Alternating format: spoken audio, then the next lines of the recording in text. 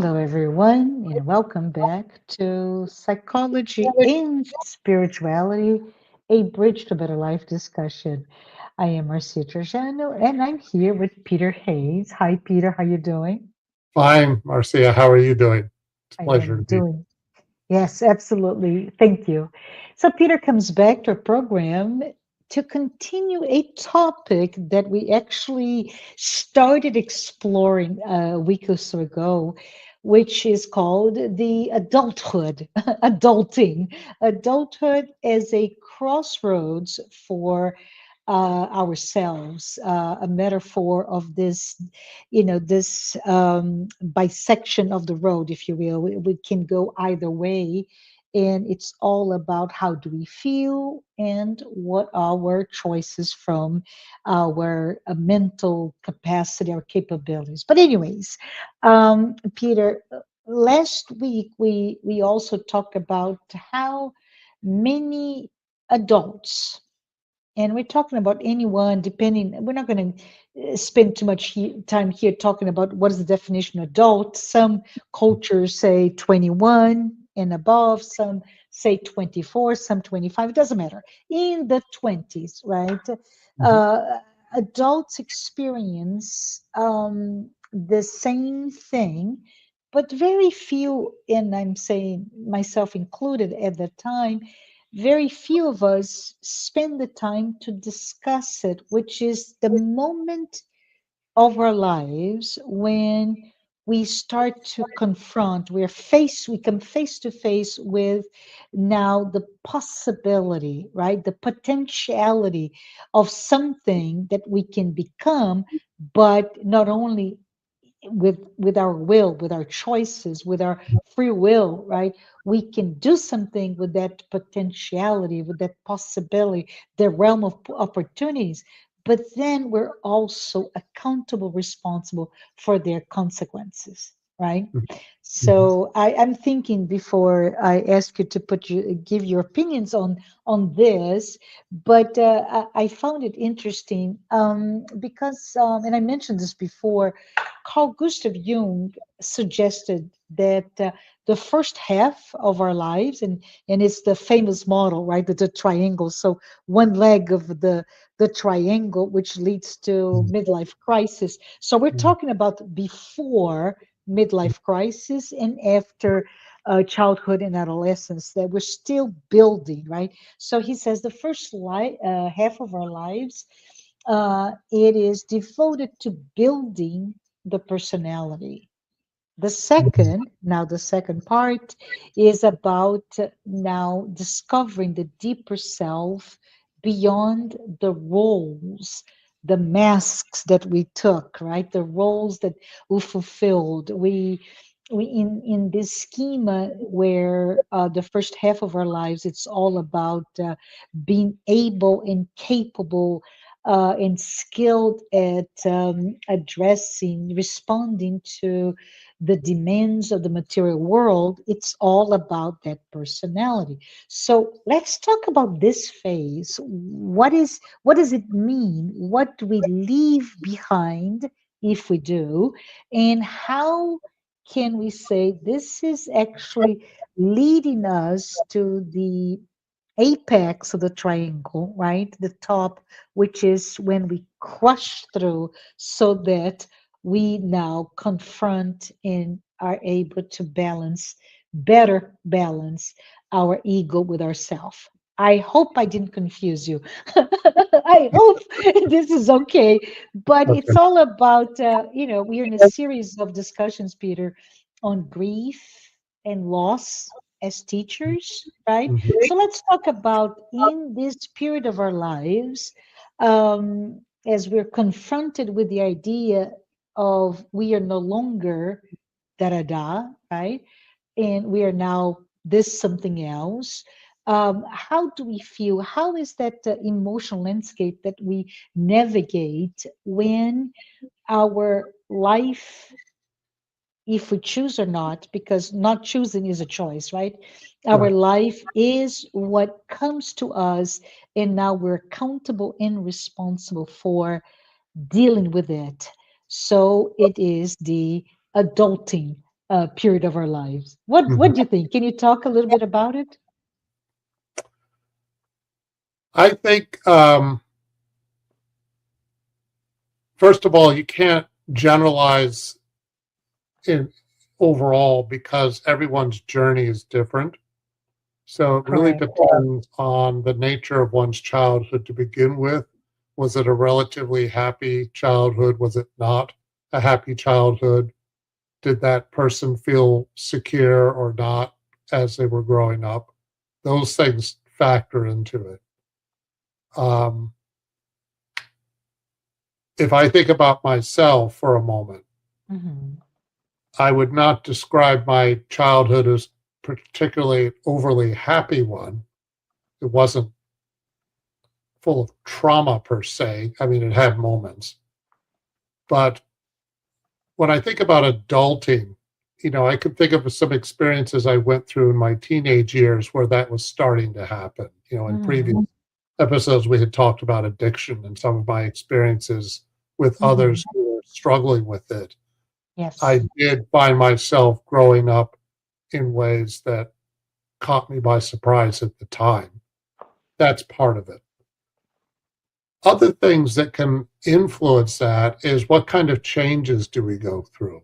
It just so happens that my life changed profoundly when I was about 16 because I left the world that I grew up in and I moved to a completely different world. And this is Mm-hmm. an experience many people have, right? Mm-hmm. So relocating to a new environment, in my case, I left California, went to upstate New York, very different world.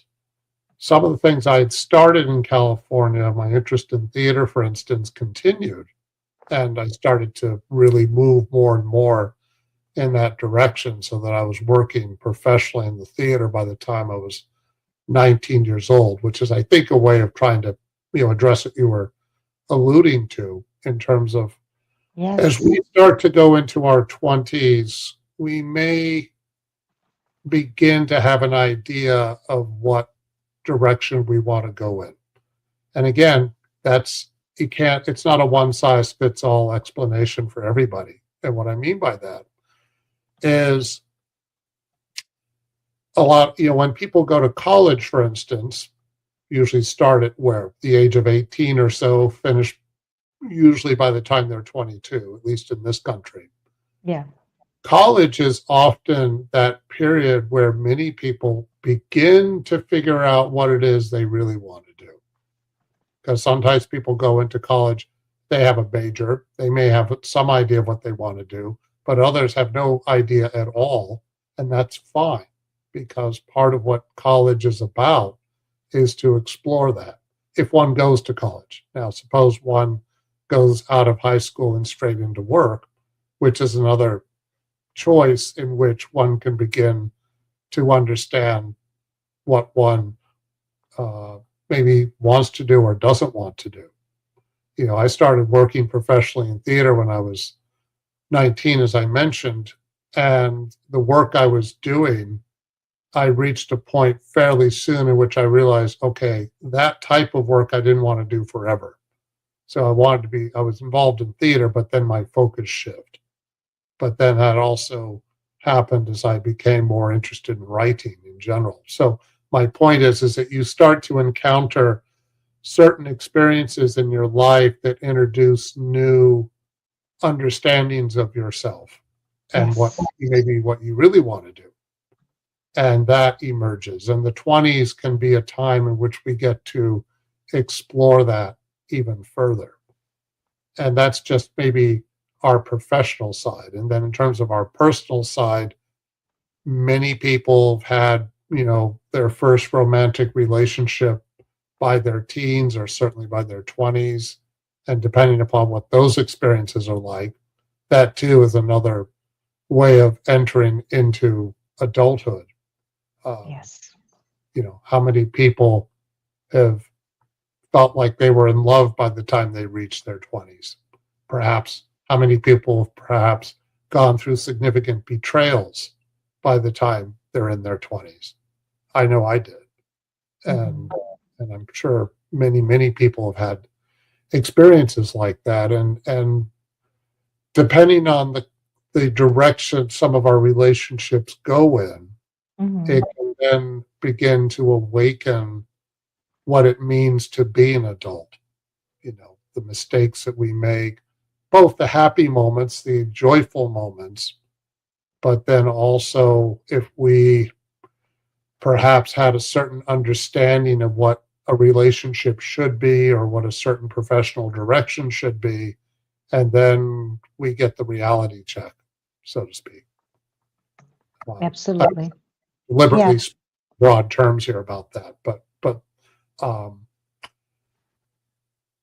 if if one has been betrayed, for instance, in a friendship or a romantic relationship, whatever it is, or even professionally, that teaches us a great deal about ourselves. Yeah. Uh, and it also depends on what else we're doing with the time of say, our 20s. Are we still relatively free, so to speak? Maybe we're not married yet. Uh, Yeah. Life changes significantly, of course, after you get married. Um, and there's also a period of trying to explore what we really care about. Perhaps we spend time doing more introspection of ourselves. In my 20s, I definitely spent time in therapy, for instance. I did earlier, I'll admit that here. But that gave me an enormous amount of insight, Yeah. which was quite valuable. You know, Joanna de Angelis in her works stresses again and again and again, and I know this show repeats this theme a lot, the importance of self-awareness, Yes. deepening of consciousness. And of course, therapy can help us with that. And the more we are willing to do that, the more we're willing to look inward, the more we can become more accepting of ourselves and try to get over whatever fears we have of confronting our negativity. Yeah. The And time it takes so much courage, right? This is the one of the time hardest thing to do. Yeah, go ahead.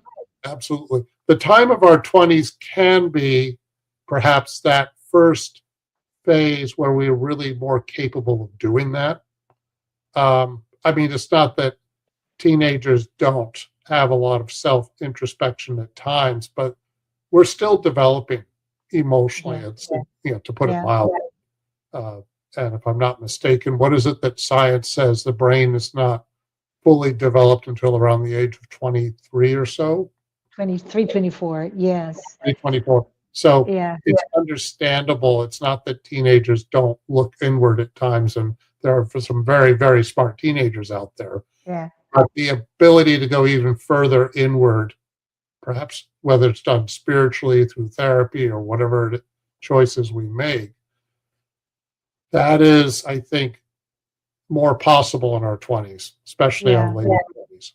You made me remember, Peter, going backwards and forwards and into this crossroad of Mhm. childhood and youth and then young adult, etc. And you made me remember an iconic fiction, Sherlock Holmes. I love Sherlock Holmes. Oh, And yeah.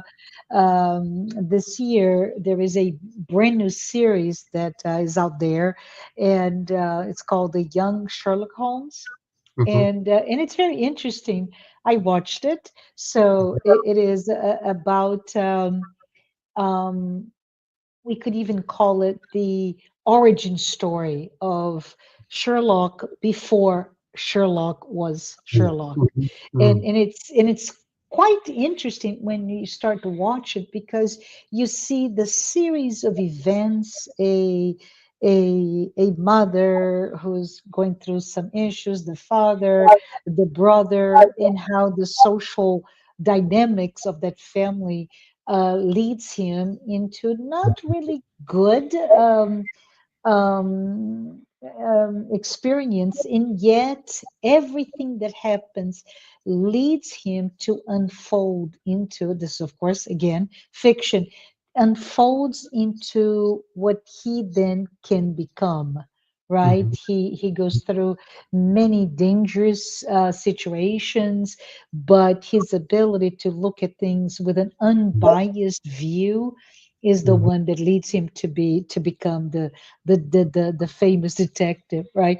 But I think it's very interesting, maybe like we're talking about fiction as it is, Sherlock Holmes, and the molding of a character, right? What are the experience that leads us to be who we become as a, and you mentioned even briefly uh, childhood, not of trauma, but not necessarily the idyllic or idealized happy childhood, right? That Mhm. we go through certain aspects of our lives and they become the the aspect that catapults us to mature.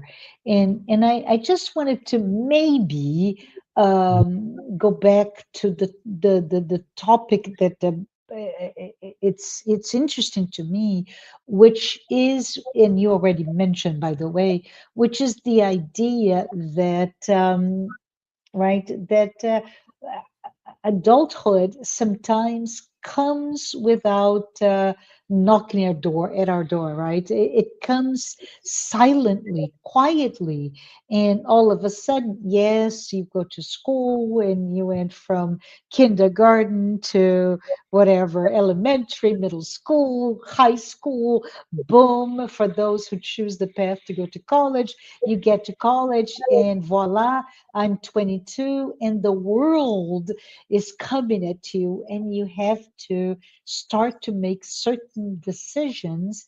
Very difficult for some, right? Mhm. Because Oh, it's absolutely. about I love to talk about this triangle, Peter, and this is something that is not mine, but I use it a lot when talking to young, for example, interns that I get to help Mhm. when they intern in the company that I work for, and we talked about the triangle between one vertex is all the sum of the skills, education, experience, everything that makes you you. Nobody else, just you. Right. Everything together, but it's all about your past, right? Mhm. Then the other part about it is the the dream, the opportunity. And I love what you said. When you left California, theater was there, and you pursued up until a certain point until you go like, no, let me go about doing something else, right? And I know about you, so I'm not going to bring it up here, but it's just very interesting because then that what was you past tense becomes the foundation to what you, the dream, the passion, the Mhm. desires, and it can be imagination, it can be, I don't know, because it's the fad of the day, right? The Mhm. hot profession or what you want to be when you grow up type of thing. But this is another aspect that is future and past. And in the middle, the third aspect from a profession perspective here is opportunity, right? Right. So Mhm. as we navigate leaving out of college and we have all the theory and frameworks and knowledge built up, and you have a dream to become, but you really, the crossroads exist only when you meet those two with opportunity.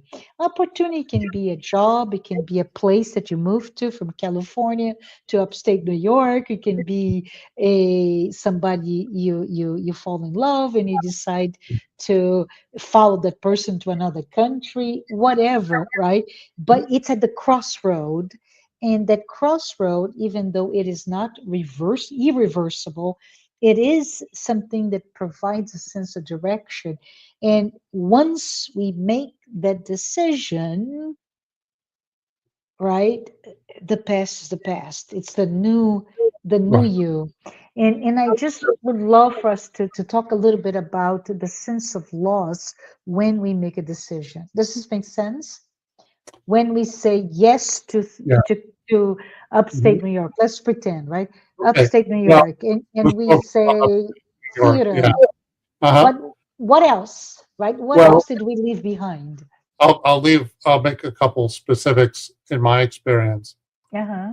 I started working in theater in California, and I was interested in film. But when Okay. I went to upstate New York, there was nothing in the way of film. There was one guy in the entire area, and Uh-huh. he thought I was too young to work with him. So, Hmm. but meanwhile, an opportunity opened up for me There you to work go. at a college while I was still in high school. Uh-huh. And then the professional opportunities opened up through the college, really, not just the college, but um, I'll mention one thing that was slightly ironic for me emotionally. I came from the Uh, Bay Area, and mhm. when I was 19, I worked a one day. I was trying to get into a union as a stagehand. I wound up working for the Grateful Dead for one day.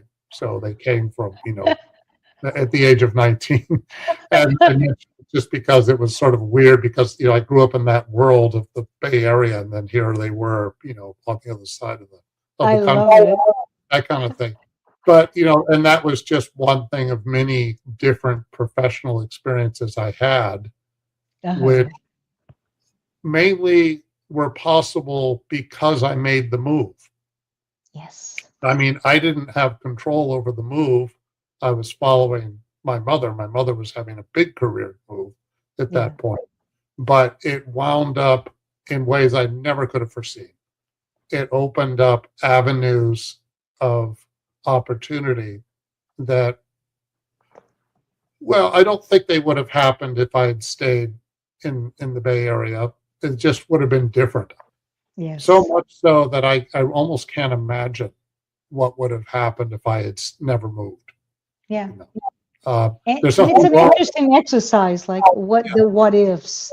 right, What ifs I stayed behind? What ifs I went and stuck with right. film? Whatever, And it's whatever. not my way. And Yeah. I'm not saying, well, I'm better that I left California and wound up in New York, upstate New York. It's just very different.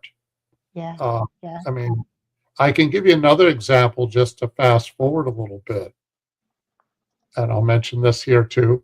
I almost got married to somebody else besides my current wife, and that didn't work out. And that was, interestingly for me at least, about 15 years after I had moved to upstate New York.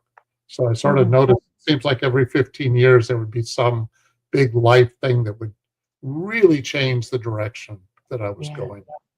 Because that marriage didn't happen, um, I made choices to stay at this point in New York City.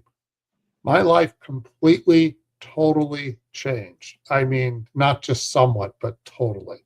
I was getting out of graduate school at that point, and I was continuing my professional interests at that point, going even further into it because I had Yes. feeling for it.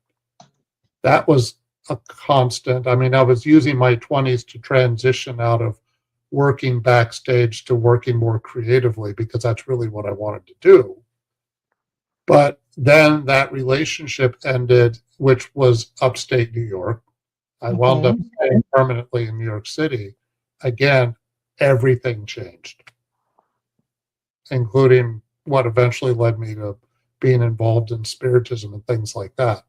Hmm. Had I stayed upstate New York, it's just my life would have been very, very different. That's all.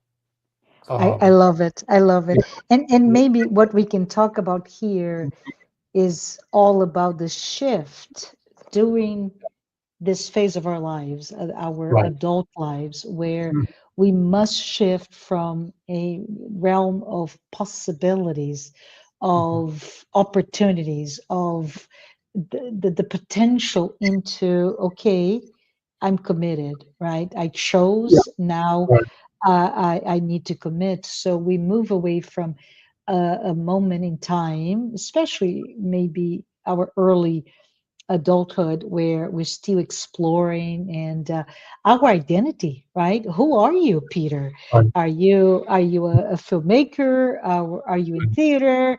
Are you a Mhm. writer? Who are you? Because we somehow we identify still with what we do. So Yeah. that shift from exploration, from identity, still very fluid with experimentation, to this new phase inevitably comes, right, of commitment, of direction, but most importantly, responsibility, right? Right. I So, mean,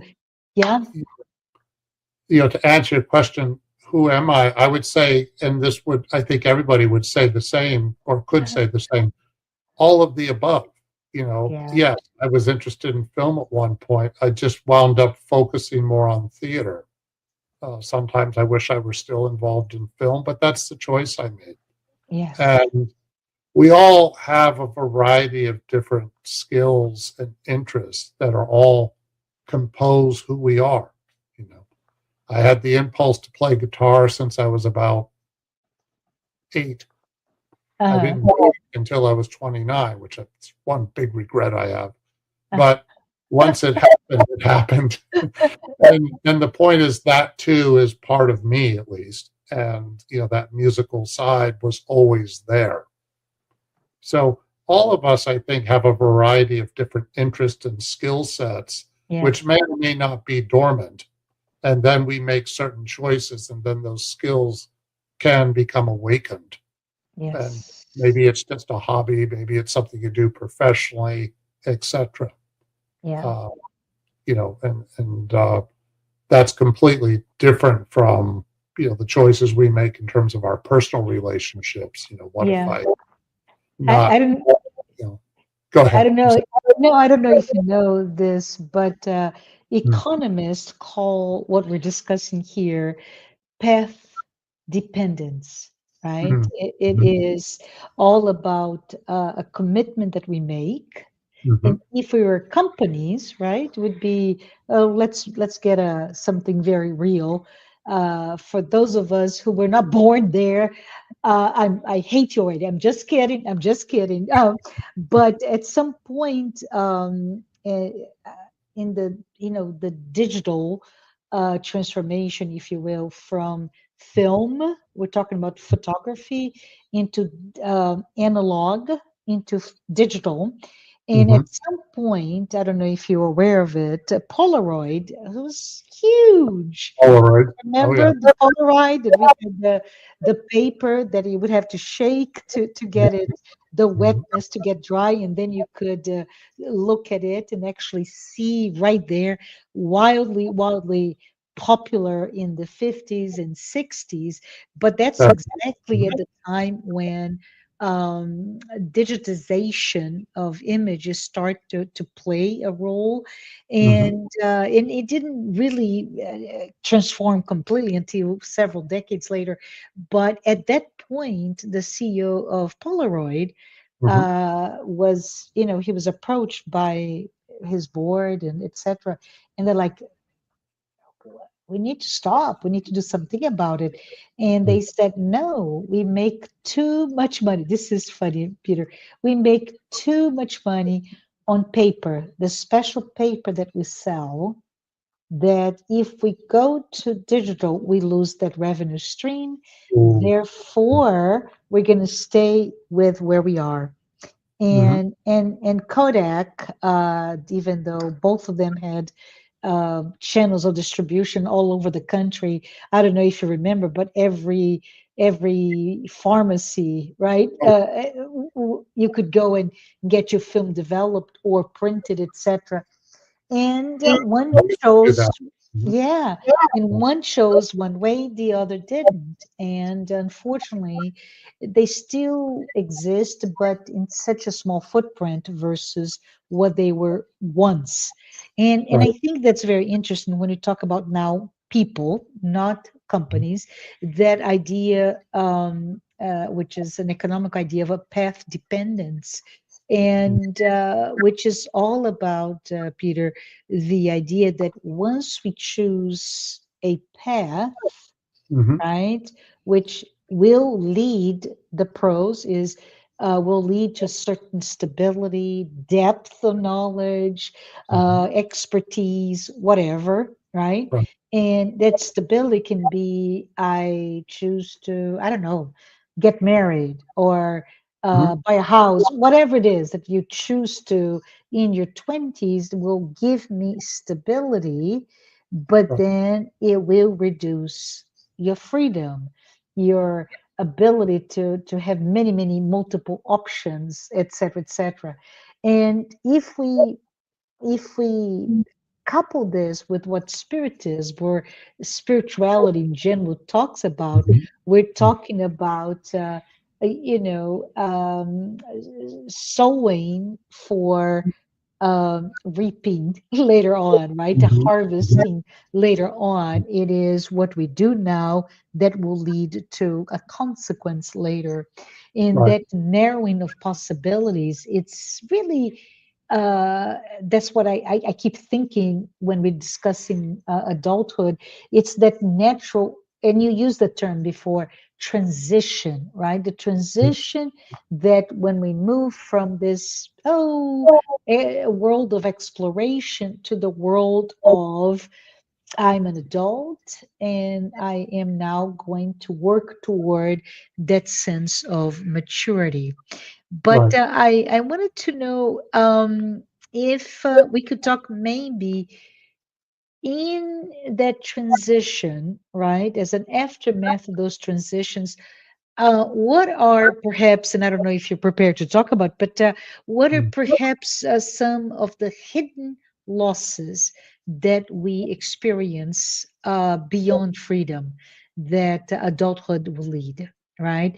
And I'm saying that because we don't even sometimes identify that we are going through some grieving a process of dealing with a certain type of loss, and we're like, no, I can't. I'm at at the peak of my health and beauty and possibility. How could I be grieving? But there are things that happen in the phase that are maybe unrecognized paths for bereavement that if we were to pinpoint would be better equipped to move on.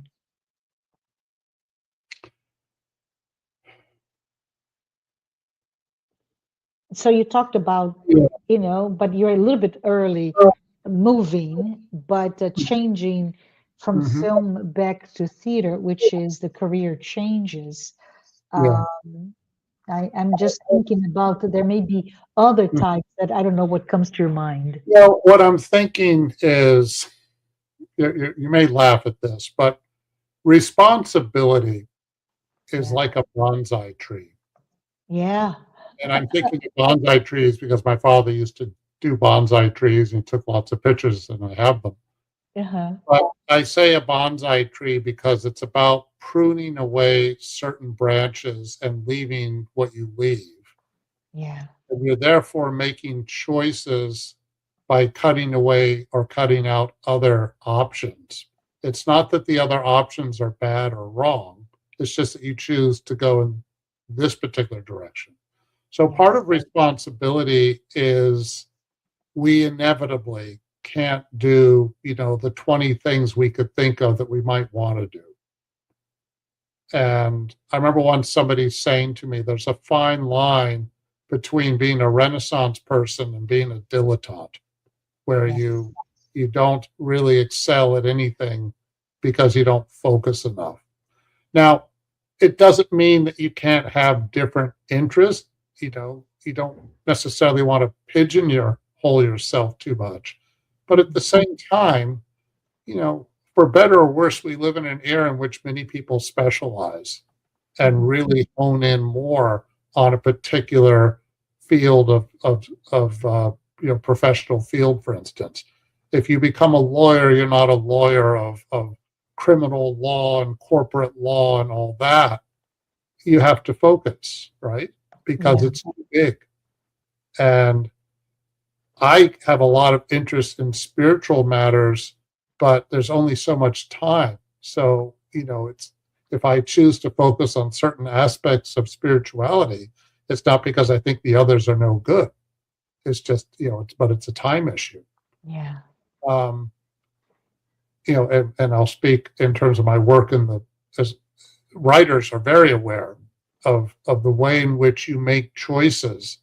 You have to cut certain things out. You write something and then you have to rewrite it. And in the rewriting, you're getting rid of stuff that maybe you kind of liked, or maybe it was not that good, but you have to let go of it. Yeah. And any story is about making choices. So you may write a scene in a screenplay or of a play for the theater.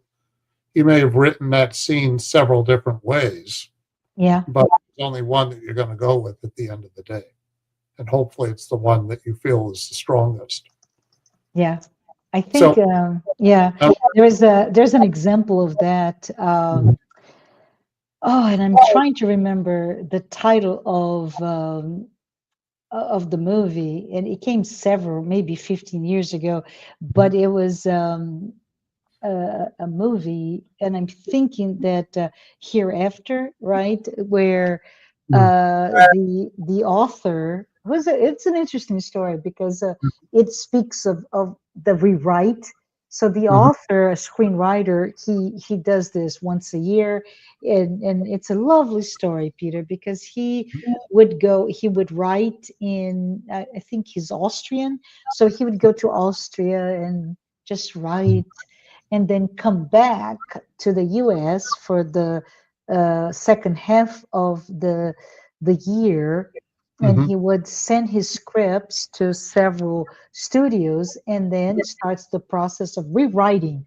mhm, Well, in this case, and I read this so long ago, but in this case, he wrote in 2 weeks, mhm, right? He never had such an experience that was just almost psychography, right? He just kept writing and writing and writing, and when he saw it was done in 2 weeks, so mhm. he sent to um, oh my goodness, the director who directed The Sixth Sense.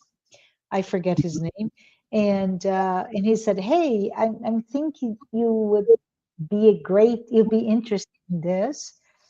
Hereafter, right? So there is this idea of the spiritual dimension, and he looked at it. He says, "Pfft, no."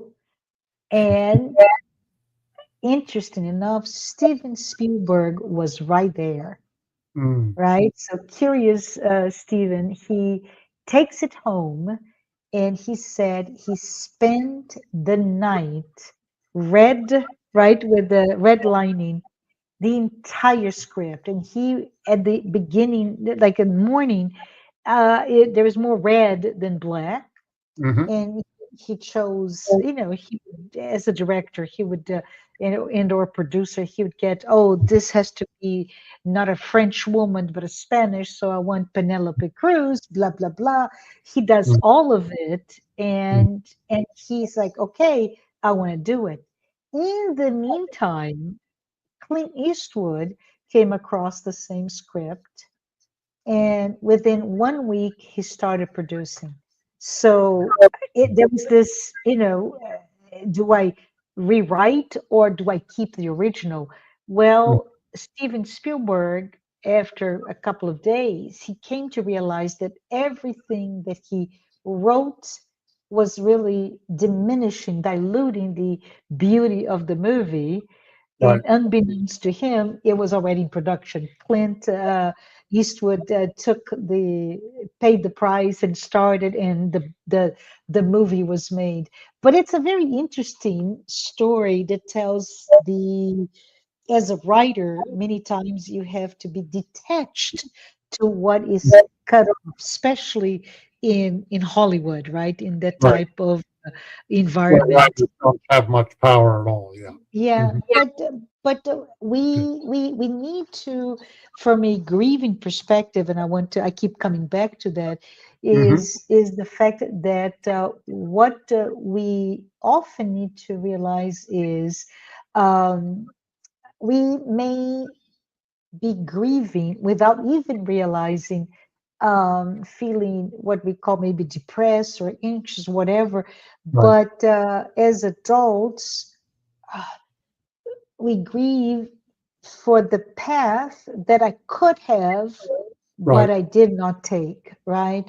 Or a Right. certain aspect of a identity that I have, and I said, no, not good. Let me go that way. Hmm. Or the sense that I lost myself in the process, right? Hmm. I lost who I was. And I think if we talk about Jung and persona, this is really all about the limit. Think about, we talked about the triangle, right? The Hmm. limits of uh, that a slope of the triangle that is all about uh, creating and strengthening the persona, right? Right. Strengthening the ego, that the personality. And eventually, no matter what, you will get to a point that it will collapse because often it is there to protect us. Our ego is Hmm. quite smart and is protecting us, but it's really strengthening a mask, a social mask that is, right? Right. That will may lead to success, to productivity, competence, stability, right?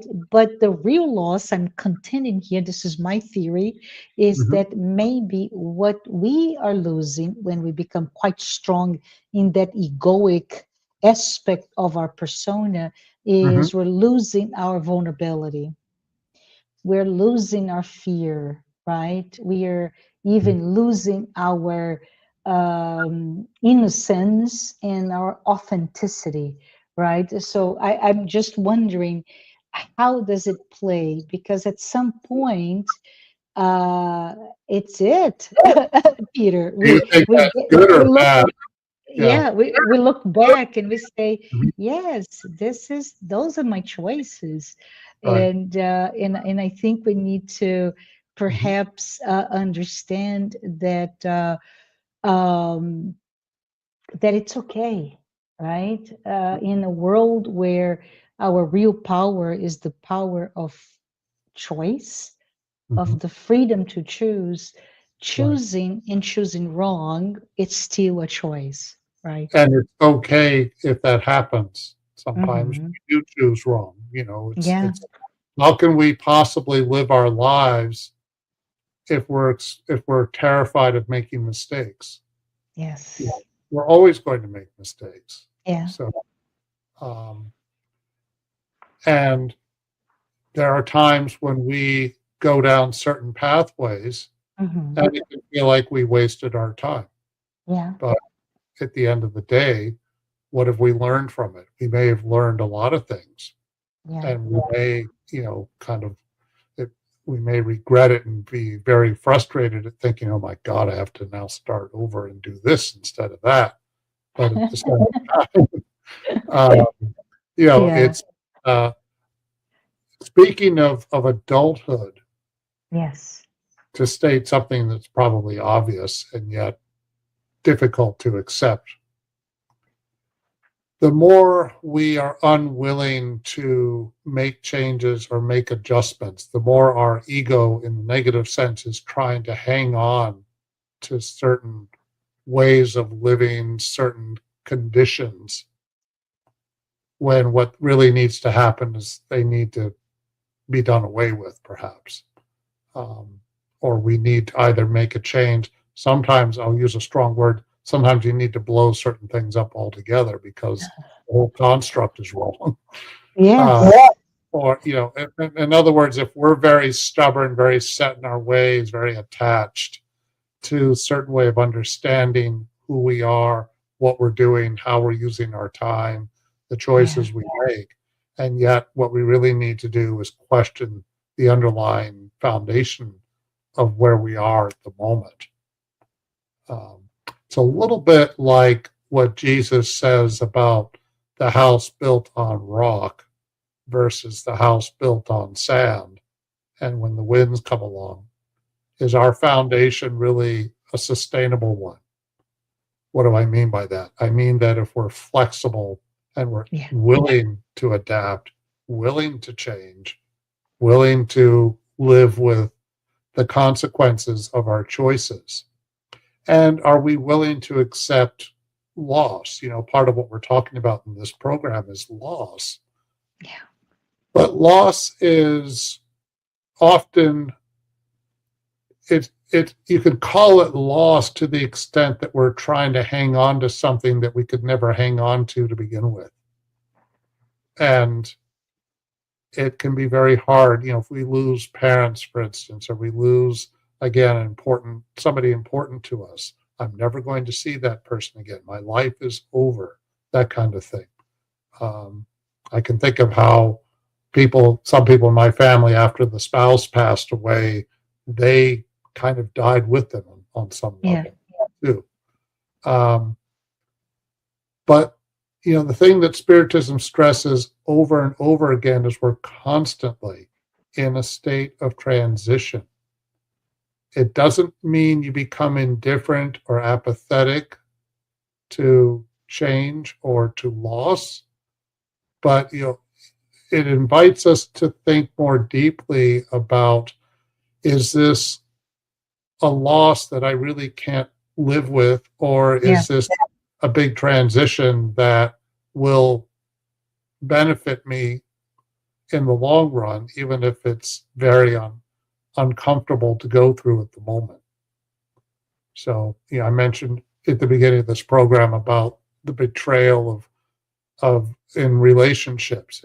If for those who felt like they were really betrayed one way or another, there is a loss that goes with that, but there's also an awakening within us. Maybe we needed to grow up in certain ways, be less naive, be more understanding of our own flaws, vulnerabilities, and fears that made us attract that relationship in the first place.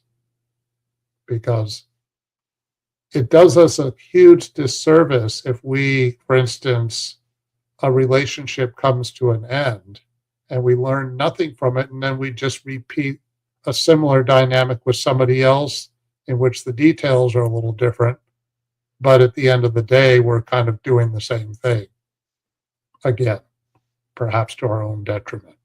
Yeah, what a waste, right? What a It is. waste It is. of learning.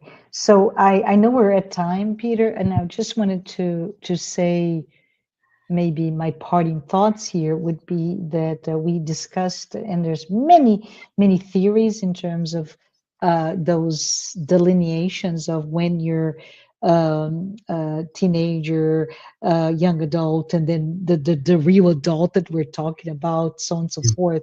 But I think when we talk about spiritually, from that spiritual perspective, adulting really is all about that maturation of how our soul, evolves. It's that it's all about that moral conscience. Joanna de Ângelis talks a lot about it in that consciousness expansion. And it's very interesting because in many different spiritual traditions, um, adulthood is described as that moment in time when I, as the adult person now, that my life has a purpose Mm-hmm. and a meaning, right? Where my actions have consequences that are both ethical and moral, and that have, because of the law of action and reaction, right? There are consequences that I now own, and that my true growth as an adult comes from self reflection, Mm-hmm. from awareness, that inner development, inner transformation that we referenced earlier.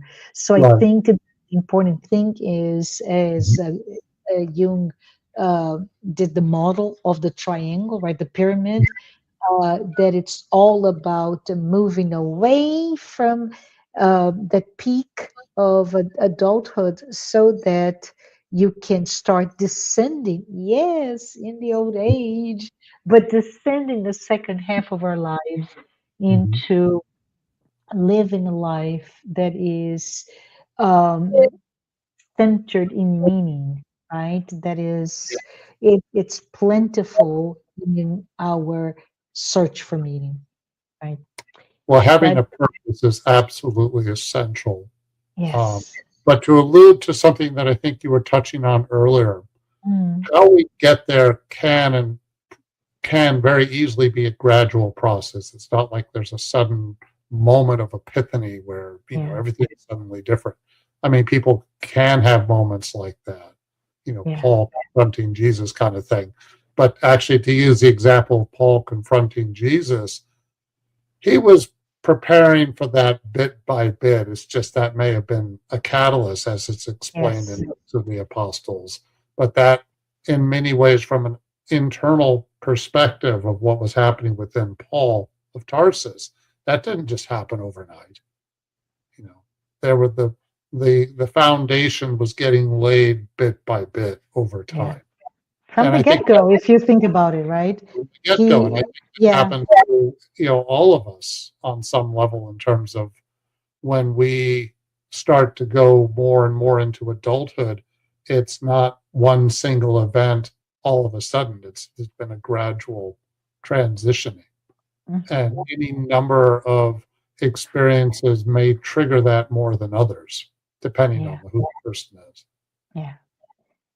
So I would say, as we're parting now, is we all experience different types of grief, different Yeah. types of loss, including the loss of our youth, our health, or our Mhm. what was behind our friends, our freedom, etc., etc.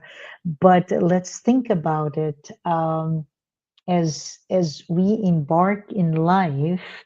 Let us, instead of grieving what happened, let us look to deploy, if you will, Mhm. a sense of meaning that can be reclaimed, right? How So much, let, yeah, how much are we willing to accept the extent to which life is about transition? yes, yes, We may all know that, but it's one thing to really accept it. yeah, beautifully said, beautifully said. But anyways, we are at time, Peter. So I just want to say thank you. Thank you, everyone who's here with us. And I wanted to say that our weekly talks are based on Joanna de Ângelis, her works. And we really appreciate you being here with us. And we also appreciate our sponsors, Mansão do Caminho, the United States Spiritist Federation, the International Spiritist Council, and AMI Brazil. Thank you so much, Peter. Thank you, everyone, and Thank we'll you. see you next time. Okay. Bye bye, everyone.